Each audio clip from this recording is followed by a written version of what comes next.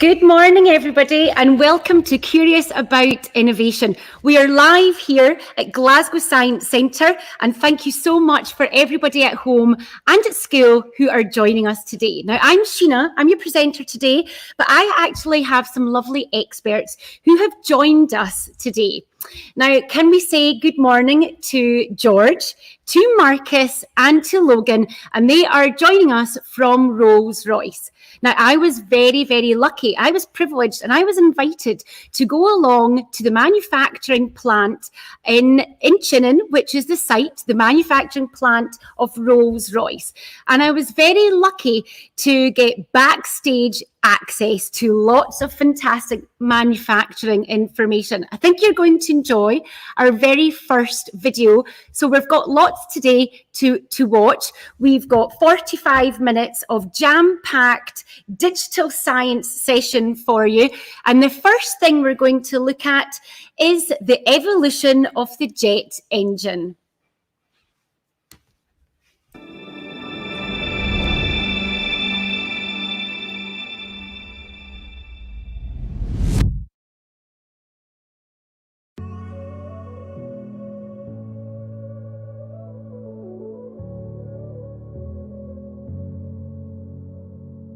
Rolls Royce started out kind of making diesel engines, and you've talked about the Merlin engine, which kind of helped Britain's successful Second World War effort with Spitfire, the Lancaster, etc., etc.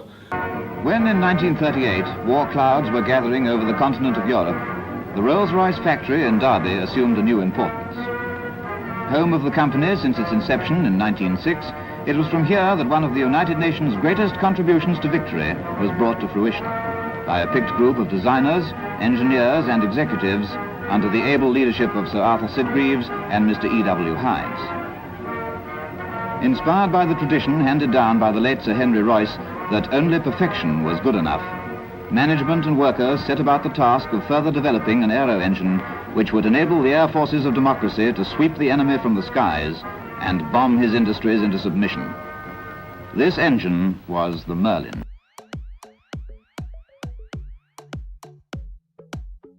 The drive after the Merlin came was they maxed out how fast they could go on a diesel prop engine.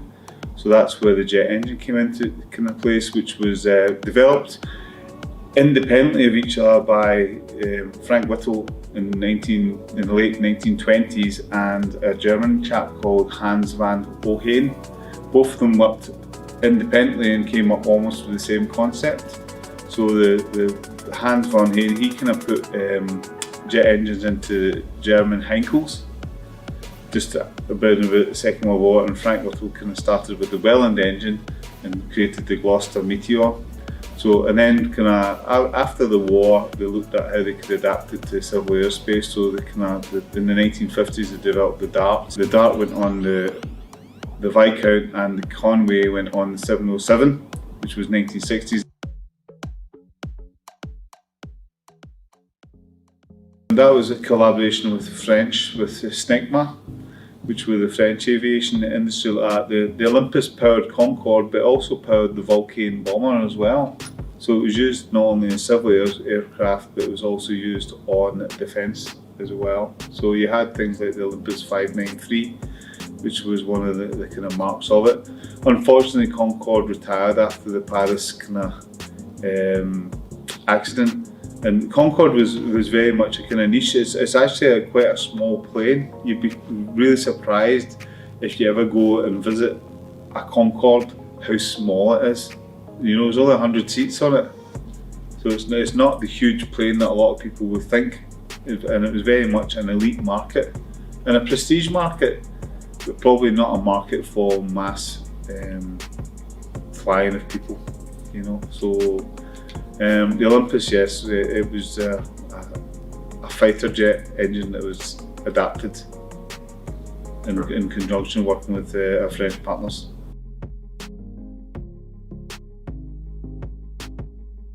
One of the key points in Rolls Royce history was the RB211, which initially went on the TriStar and then kind of moved over to go on to the 747. And the RB211, the RB kind of was developed in Barnoldswick. That's where the B comes from, Rolls Royce Barnoldswick. So they're very proud that it was the 211th design and iteration of the kind of engine concept that they had been working on. Lots of variations on the RB211, and eventually that became the kind of fundamental kind of shape of the Trent engine. Trent series now, which has been Rolls-Royce for the most successful series of engines that we've made right through the 1980s, 90s, 2000s. Talking about Trent 500, Trent 700, Trent 800, Trent 1000. These are all kind of big runners across kind of Boeing and Airbus. And now obviously we talk about the XWB and the Trent 1000, which the XWB is on the A350. And the Trent 1000 on the Dreamliner, and they are kind of like 60% of Rolls-Royce order book going forward. They are the big engines that we're going to run with. The XWB, the most efficient engine in the world, is the tagline that goes with it. And then obviously going forward, we're now looking at taking new concept designs on these and creating engines with ultrafan. Over the years, engines, the driver has been to try and create kind of like more fuel efficiency, lower noise, and lower emissions, NOx emissions like that. So we obviously want to try and develop more green friendly kind of engines, and as we've been doing that, we're kind of looking at the technologies to make the engines kind of perform better, and that kind of involves a lot of change of architecture, change of materials, carbon fibre, kind of going on to fan blades and things like that. You're talking about kind of using lighter alloys, using alloys that go a higher temperature. We're right on the cusp now of what the capability of some of the alloys in the engine are. So we need to kind of continue to develop new alloys, and that can take 10 or 15 years for an alloy to go into service once it's completed all its long-term testing. You know, especially when you get to the back end of the turbine. Effectively, the turbine is operating at temperatures higher than the actual materials melt at. So they use thermal barrier coatings, they use recirculated air. So the analogy we use, it's like being able to put an ice cube in your oven in the house at 200 degrees and keep it as an ice cube. That's what we're doing at the back end of an engine. We're operating at a temperature 200 degrees hotter than the melting point of the alloys we use. That's amazing technology, isn't it? So that's kind of where we're at with respect to development of materials in engines.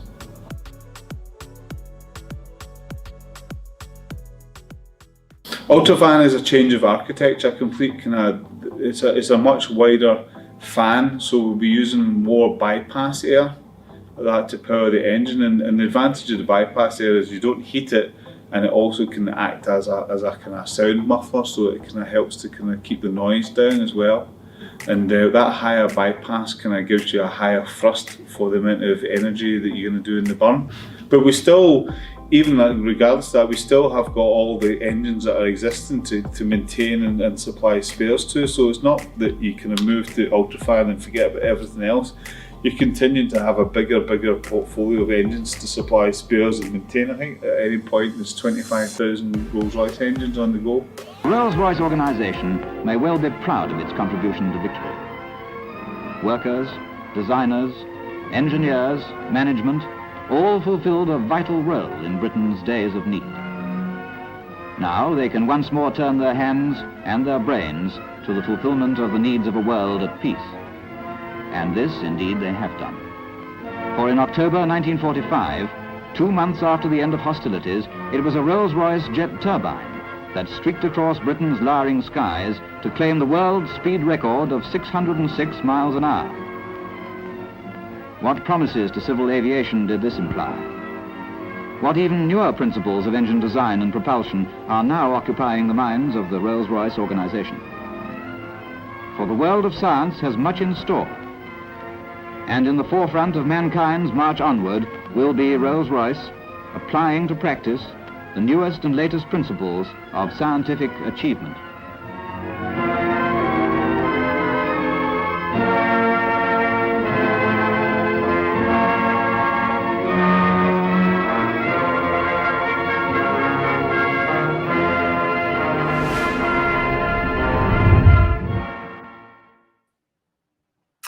Wow, that was really interesting. George, I think you would agree. It's really nice for us to get access to the archives there. I didn't know that about the Spitfire and the Merlin. I think that's probably just become my favourite engine, especially when I know that a lot of women obviously helped out in the factory at Clydebank. Is that right? Yes, there was during the war effort. There was a lot of women. Clearly, a lot of the men and young men were away, obviously supporting the fighting in the war. So it was left to our women to really support, and with that, they did. What's your favourite engine? It's got to be the Merlin. Really as well? Snap. Absolutely. Anybody that's ever heard a Merlin, it gives you goosebumps. And we're quite lucky enough to actually have a Supermarine Spitfire. And when you hear that flying over, it's particularly exciting. The history is very interesting at Rolls Royce, so it was lovely to get access to some of that there. We've enjoyed that. Okay, now we're obviously talking about jet engines, but not everybody knows, and I definitely don't know how a jet engine works. So I think we're going to go over to a short clip now. Sit back, relax this, and let's find out how a jet engine works.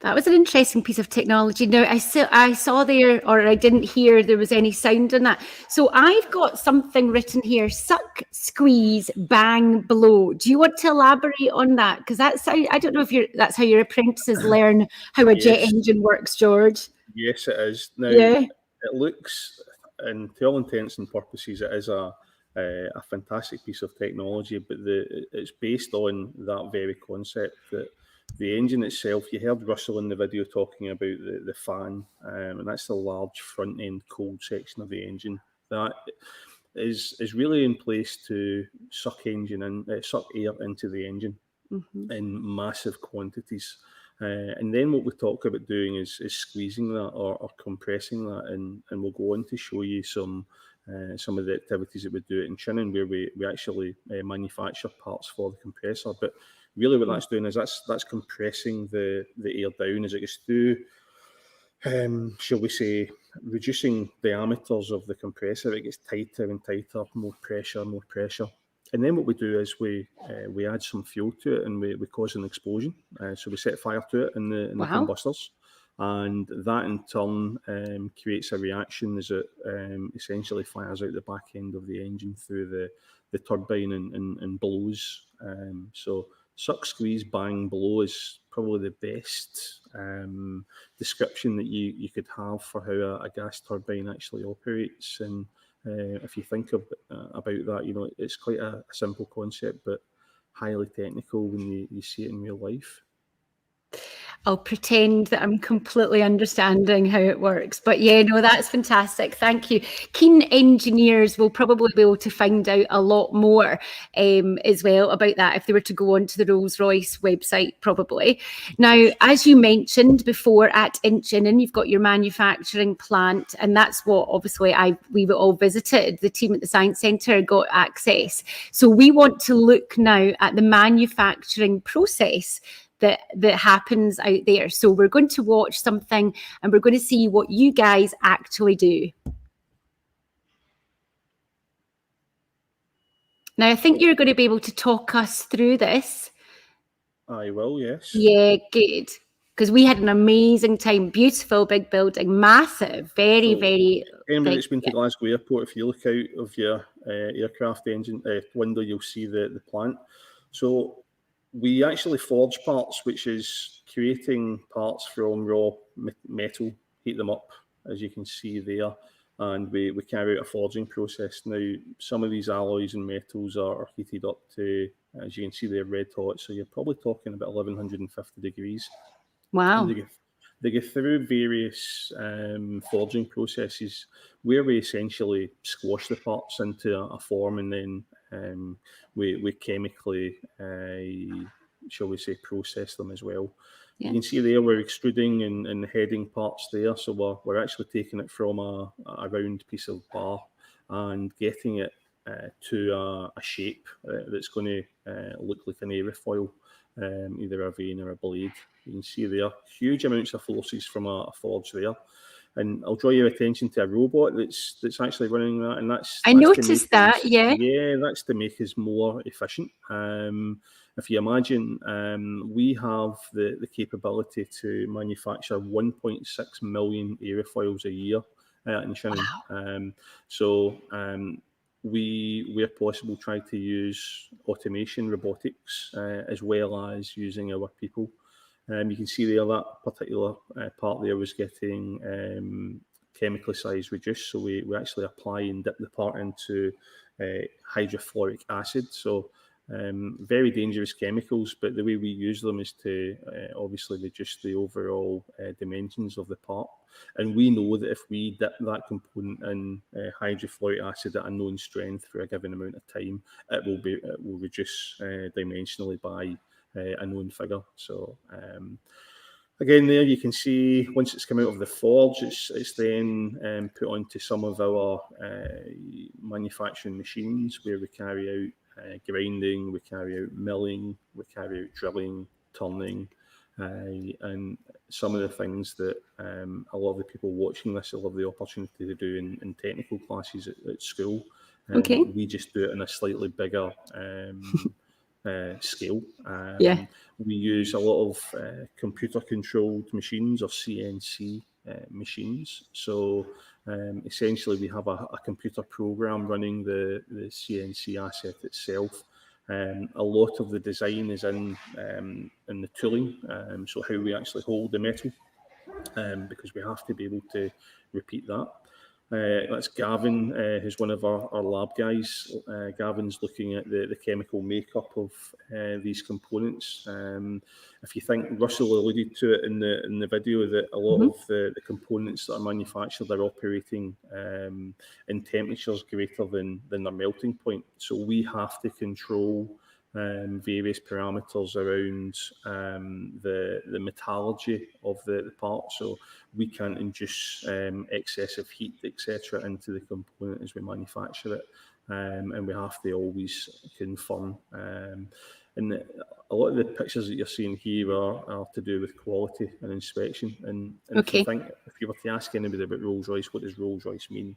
You know, Rolls Royce means to a lot of people quality, and certainly that's what it means to me. We will not accept second best. There are no laybys at 35,000 feet, so we have to make sure that our components are absolutely spot on, and we've got great capability as an organisation, and we've got great people making these parts. Hopefully that was interesting. There was a lot of technology being used there throughout the whole process, wasn't there? We have. Now, it's really interesting when you walk around the factory. We've got new technology, and we've also got old proven technology, and it shows you the kind of journey that we've came on, through, shall we say, innovation, where if we were to stand still, we would be left behind as an organisation. So we have to continue innovating. Our engineers have got to think up new methods that make us more efficient, ultimately save us money, and make the components perform better in the engine. If I am a British Airways or an EasyJet, the biggest thing that I need from my engine supplier is, how do I make my engines more efficient? How do I spend less money on fuel? So there's a lot of technology goes into how we form specific features on these components. And that must be a big part.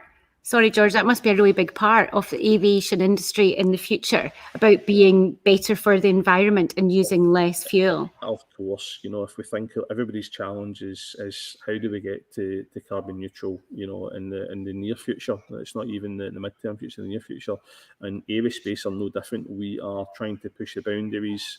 We mentioned the XWB range of engines, which is the most efficient aero engine that powers the Airbus A350 aircraft. We cannot stand still. We need to look at electrification. So we need to, if you think of your family car, it used to be petrol, diesel, and now we're looking at electric, and there's a significant amount of electric cars on the road, and the aerospace industry is no different. We are clearly looking to have a look at that technology and introduce that. I think that might just be the perfect time for us to introduce our next clip, because we are obviously talking about innovation and what you've just described there, what Rolls Royce is doing at the moment. You're being very innovative with thinking about the future. So that's good, because our next clip is the spirit of innovation. Watch this. This is a key moment in electric aviation where we've produced the aircraft that's going to go break the record.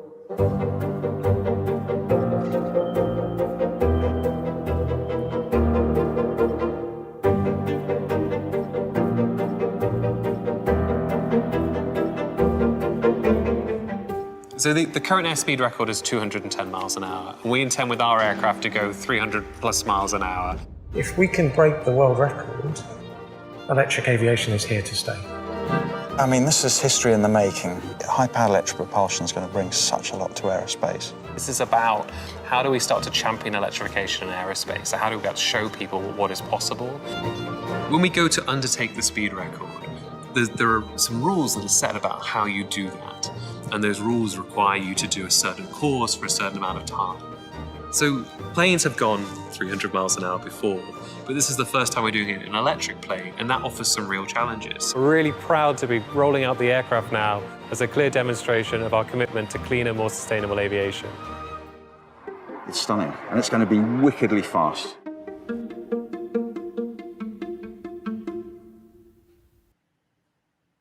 Wow, wickedly fast. Exactly how fast are we talking, George? So, as you said there, hopefully in excess of 300 miles an hour. Wow. And absolutely fantastic, which I guess when you think of jet planes isn't fast, but when you think we're now going back to the early days of an absolutely new phenomenon, electrification. So to break that 300 mile barrier will be absolutely fantastic. And I certainly was excited watching that piece of footage, hopefully. It's beautiful. Yeah, no, definitely. Now, I think it's maybe time for us to introduce Marcus and Logan, because we have apprentices and they're obviously based at the engine and site here in the west of Scotland as well. Good morning to you, Marcus and Logan. How are we? Very good. Very good. Good. All good. So you've obviously been watching all our clips that we've been showing today. So you are apprentices. So Marcus, how long have you been with Rolls Royce? Just almost 3 years now. And Logan, yourself? I'm just under 2 years now. Right, I think you probably have enough knowledge between you to answer all the questions that hopefully people at home and people who are watching at school have been sending in to us. So I'm going to invite our team to start sending over some questions for us. Okay, here we go. So what were you most excited and anxious about before starting the apprenticeship? And how do you feel about it now? Okay, I'm going to ask Marcus. Before I started, I suppose I was maybe a bit anxious about coming into a new environment, meeting new people, learning skills that I had never done before. But I was also very excited about that at the same time. Now it's great. I love it. Learning new things every day, working with new technologies. We've seen everything that Rolls Royce are doing, so it's a really exciting time to be moving forward. That's brilliant. Thank you very much. Okay, so do we have another question?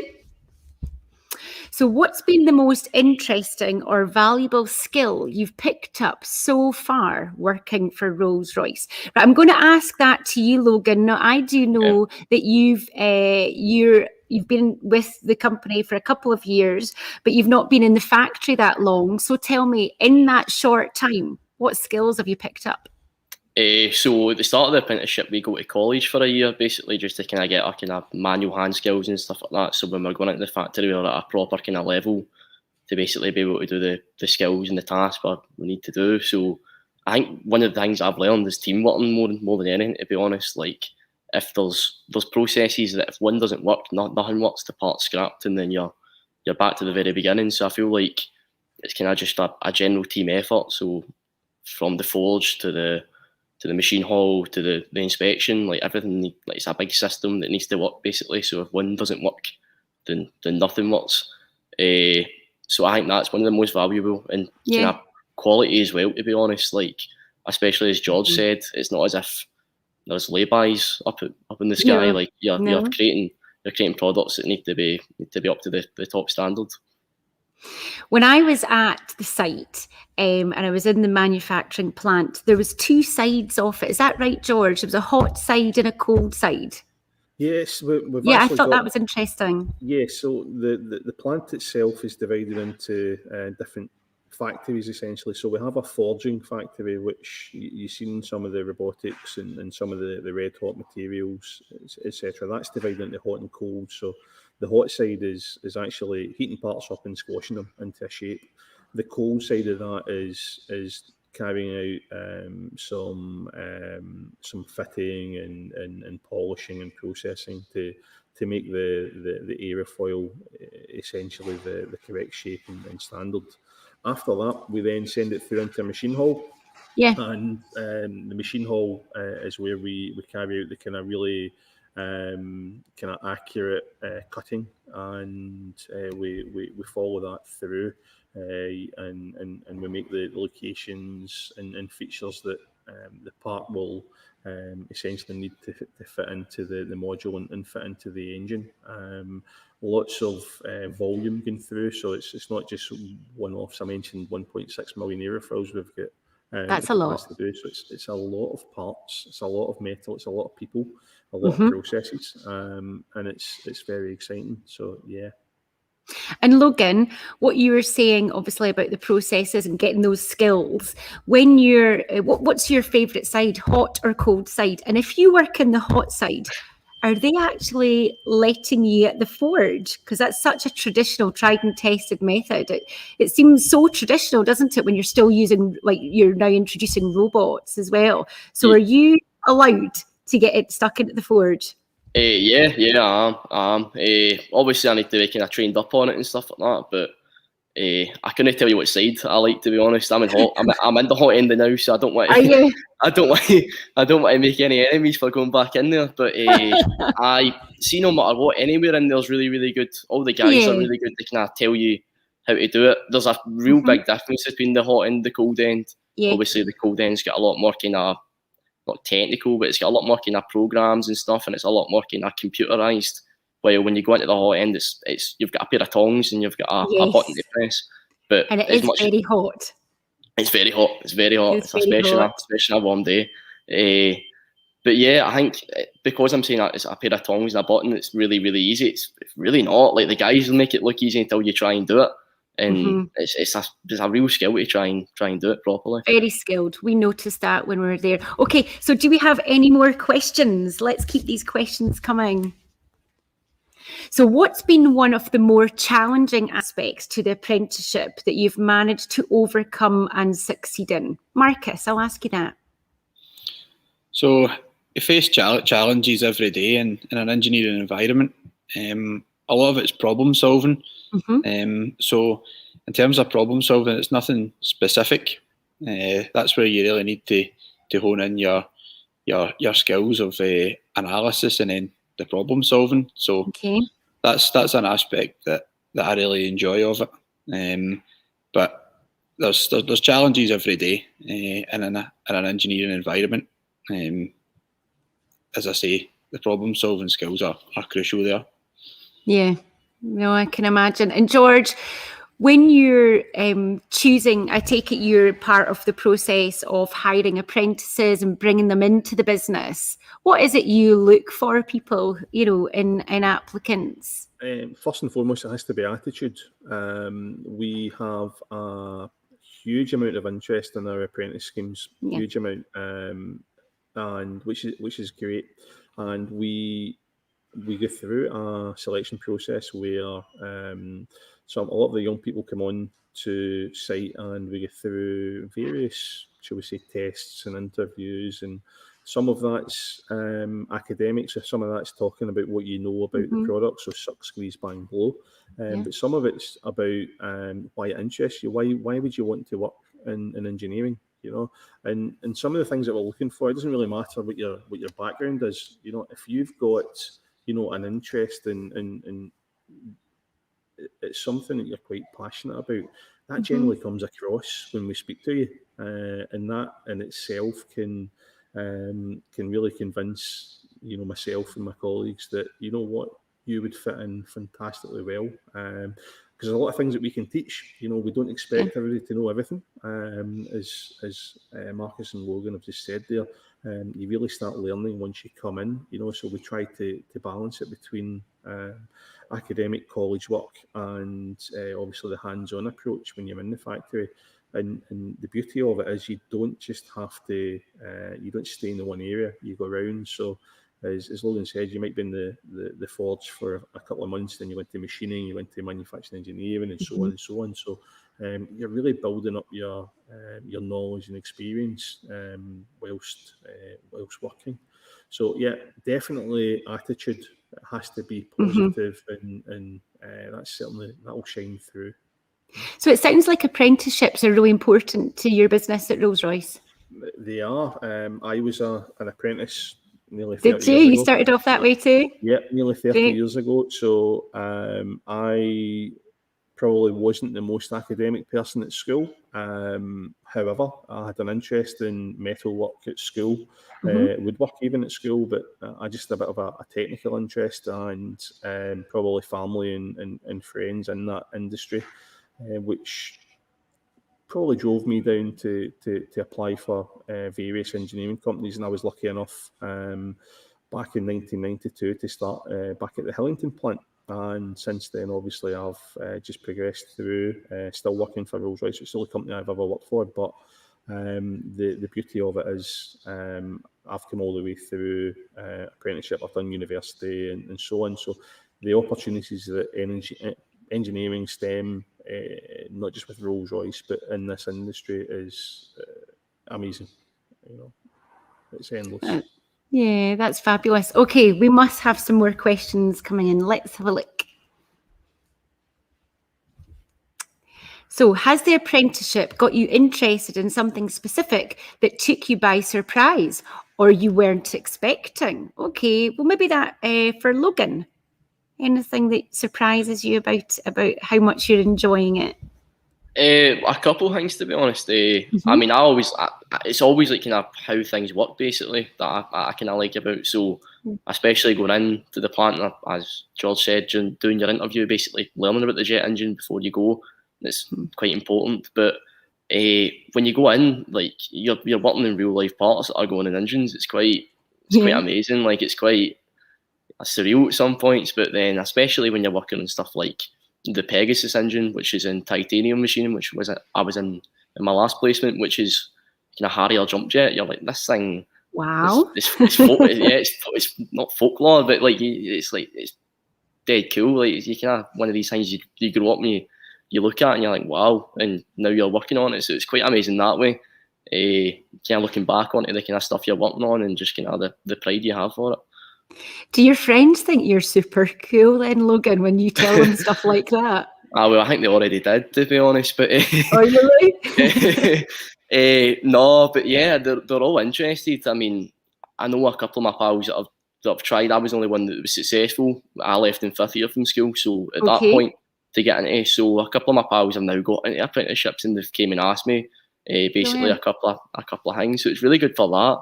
But it's quite a cool topic. It's quite a good thing to bring up in conversation, to be honest. Yeah, I like it. Good. Okay, any more questions coming in? So did you always know that you wanted to do an apprenticeship after leaving school? And if not, what convinced you that it was for you? Marcus, I think you have quite an interesting story because you didn't go straight from school, did you? No, I didn't. So I started my apprenticeship when I was a bit older. I was 24 when I started. So when I left school, I worked in retail. I worked for the co-op, and I started That's to very progress. different. And totally different. Complete change of environment, everything.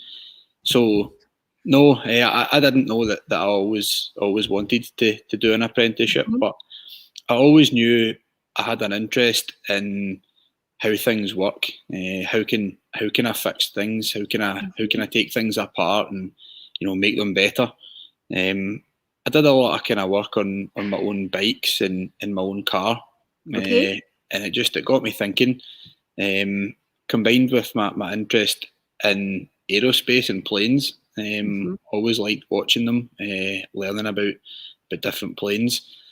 So the more I looked into it, it seemed like a really good way for me to go work in an engineering environment that I get to face these challenges and solve these problems and work with these technical aspects every day, learn all the skills I need, and get the academic qualifications as well.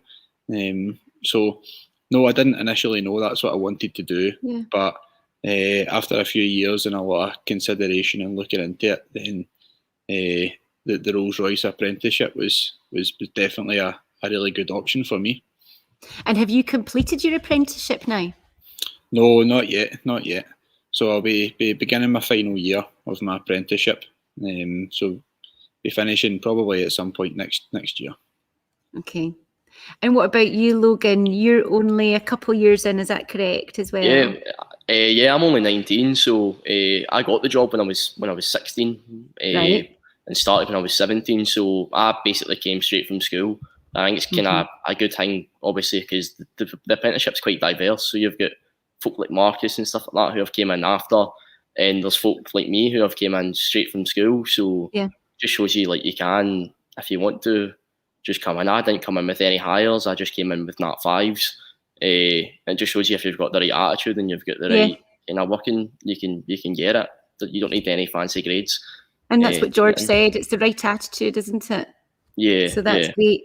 Now, can I just ask a question? Because obviously yourselves, and it's great, but when I was at the plant, I definitely met a few females. How diverse is your workforce at the moment? It's certainly becoming more diverse. We have a number of young women and young people coming through. Some females who bring a bit of balance to the place. Historically, even though we mentioned in the war, obviously the war effort, there was a lot of women working. Historically, though, it was a very male-orientated industry, and that's totally changed now. Good. Totally changed. We have women at all levels of the organisation now, and significantly senior leadership roles, all the way through to working machines, engineers, inspectors, etc. And that'll only increase moving forward. Absolutely will only increase moving forward, and that's a great thing. So if there is anybody watching, absolutely, that's not a barrier to entry. That's important to see that. That's nice. It really is. We actively encourage that. And we have a couple of apprentices over on Ideas Studio that we actually have some of your female apprentices, and they're telling us about their career path and their journey as well. So that's really good as well. Okay, so let's have a look and see if we have more questions. Okay, so this is coming in from Tom Beaumont. How soon will an attempt on the 300 miles per hour speed record for the electrically powered plane be made? Oh, good question, Tom. Yes, so you talked about that. When do you think they're going to make the attempt? So, good question, Tom. I believe it's weather dependent. so it's going to be imminent. So you would imagine for a record attempt like that, we want everything to be perfect. Yes. So as soon as the weather, there's a window of weather, so certainly it'll be imminent, but Rolls Royce will be pushing for that. So it will be, I think it said later this year, but I did hear we're hoping to have it in May, but again, that's just going to be weather dependent, so it is imminent. May can be quite a nice month, actually. Sometimes, especially in Scotland, we can have quite a sunny. Yeah, maybe not today, but certainly. No, that's true. I know. Well, our north-facing building, yeah, it's like the water feature. We've had a bit of a drizzly start to today, but is it a secret location, or do we get to know where you're going to be attempting the record? I would imagine it will be in the UK, and it'll be down south. Right. Okay. So it'll be more Derby orientated. And I presume if you make the record, if you do it, then everyone will know about it. They will. You've seen Phil Adele in the video there, who's our chief test pilot. So yeah, what a cool job that must be. That one time he might be flying the company Spitfire, the next time he might be flying the flying test bed. Which is a 747, and now he's going to have the opportunity to set a new world record for electrification in a plane. So that must be quite an exciting position and job to hold. Well, we're going to keep our eyes peeled for that, I think, definitely. So any more questions coming in? How does it feel to work for Rolls Royce? And that's Stephen from Ross Hall Academy. Thank you, Stephen. So who would like to answer that? How does it feel working for Rolls Royce? I will. It's really good, to be honest. It's really good. As I said about earlier, but you get a lot of job satisfaction about it. Yeah. It is a good company to work for. Like, it's a really good company to work for. They really do look after the employees. So it's really good. It's quite not a. Folk always think you work in the cars. That's what I've always found. That's true. That's right. Yeah, it's always you work for Rolls Royce, so you do the cars then. But it's quite cool when you can tell them that you're working in the plane engines. That kind of makes the job even cooler, to be honest. I like that. That's a good answer. Okay, so thank you for that question, Stephen. Any more questions? So for Marcus and Logan, lovely. What do they aspire to do once they complete their apprenticeship? That's a really lovely question. So what is the plan once you've completed? So Marcus first. So when the apprenticeship's completed, the hope is to have the full-time job with Rolls Royce, continue the manufacture of components for aero engines. There's so many opportunities with Rolls Royce. They're a worldwide company, and as we've seen over the last half hour or so, there's a lot of exciting things coming up. Electrification's only just beginning, and the Ultrafan is in very early stages as well. So these are projects that are exciting for the future. So ideally, I see myself continuing through the manufacturing journey. And getting involved in as many of these new projects as possible. Great, yeah, lovely. And yourself, Logan? Just as Marcus said, I think at the end of the day, just obviously due to COVID and stuff like that, I feel like my current priority is just to get a job at the end of this. If I get a job, then I've won the lottery. But at the end of the day, George, are you listening? I know. But at the end of the day, like in 5 or 10 year time, I don't know. Anything could happen. I think I'm just kind of focus and kind of getting good at where I am at the moment, and then see where the future belongs. And as you say, you are very young as well, so you've had great experience already, which is really lovely.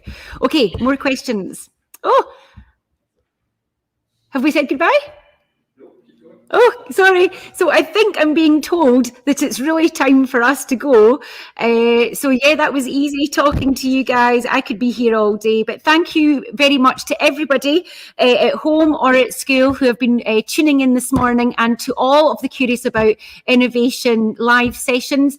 George, Logan and Marcus from Rolls Royce, it's been an absolute privilege. You guys are expert engineers. Good luck with your apprenticeships and your careers. Logan and Marcus, and please do head over to Idea Studio to find out lots about the different careers in engineering. If you're still curious about engineering and innovation, then do head over, because there's absolutely loads. There may be a slide that we've got some information and we can share it with you. So we had a little slide, so some information. So I'm being told, no, there's no slide. That's okay, don't worry about it. Just go to the Idea Studio and you can find out about different apprenticeships as well. So we talk about foundation apprenticeships and modern apprenticeships and the graduate as well. STEM Futures here at Glasgow Science Centre offer work readiness and work experience. You can even look at the My World of Work for careers info as well. But yeah, thanks again, guys, for coming into the centre today. It's been a real privilege. I really enjoyed heading out to Inchinnan to the site. It was lovely to meet everybody. And I just want to give a quick shout out to Eddie Hargan, who was one of the engineers based at Inchinnan. He actually worked on this project for a while with us, and he fell off his bike and he's got a poorly hand. So from everybody at STEM Futures in the Science Centre, we want to wish Eddie a quick and speedy recovery. So that's great. But yeah, there's that slide there. So there's a little bit of information. Of course, this is going to be sitting at the launch pad on Glasgow Science Centre website. So if there's any links on there, please do go ahead. You can chase up things about Rolls Royce education, and you can look at the world of work. And it's really important as well that I always like to tell everybody that the Glasgow Tower is going to be open, and so there's a lovely short film about the Glasgow Tower as well. But thanks very much for everyone for tuning in and watching today. We hope you've really enjoyed the session today. We've definitely enjoyed it, and I think we all know a little bit more about the jet engine. So thanks very much, guys.